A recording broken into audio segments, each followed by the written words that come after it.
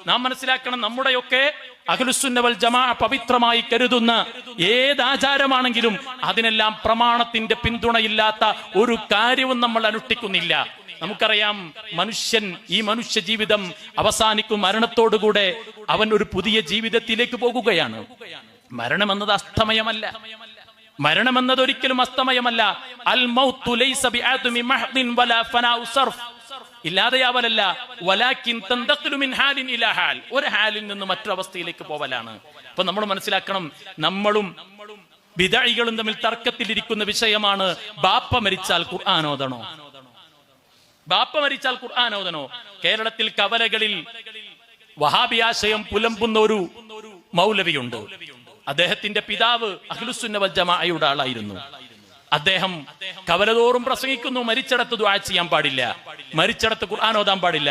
പക്ഷെ അദ്ദേഹത്തിന്റെ പിതാവ് മരിച്ചപ്പോൾ ദയനീയമായി എല്ലാവരും കൈ ഇങ്ങനെ ഉയർത്തിയിട്ട് വൈകുന്നേരമായ ഒരു സയ്യിദ് ദുആ ചെയ്യുമ്പോൾ, ആമീൻ പറയുമ്പോൾ ഈ മൗലവി ഇങ്ങനെ നിൽക്കുന്ന ഒരു രംഗം കാണാം. കൈ അയാൾക്ക് പൊക്കാൻ പേടി, ശിർക്കായി പോകുമോ എന്ന ഭയം. കൈ താത്താനോ ഒരുങ്ങുന്നുണ്ട്, മൗലവി മറ്റുള്ളവർ കാണുമോ എന്ന് ഇങ്ങനെ നിൽക്കുന്ന ദയനീയ ഒരു രംഗം കാണാൻ കഴിയും. എന്റെ പ്രിയപ്പെട്ട സഹോദര, നമ്മൾ നമ്മുടെ സാധാരണ ബുദ്ധി കൊണ്ടെന്ന് ആലോചിക്കണം, എങ്ങനെയാണ് ആ സൽക്രമം തെറ്റാകുന്നത്?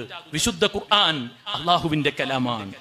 ആ കലാം മരണപ്പെട്ട വീട്ടിൽ വെച്ച് പാരായണം ചെയ്യുന്നു. അതാരാ പഠിപ്പിച്ചത്?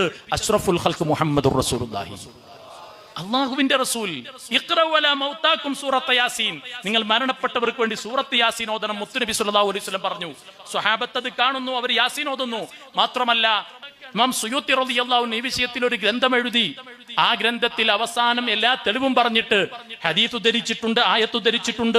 അതിനൊക്കെ ശേഷം ബഹുമാനപ്പെട്ട ഒരു തെളിവ് പറയുന്നുണ്ട്. എന്റെ പ്രിയപ്പെട്ട സഹോദരന്മാരെ, സാധാരണക്കാരുടെ ഒരു തെളിവാ പറയുന്നത്.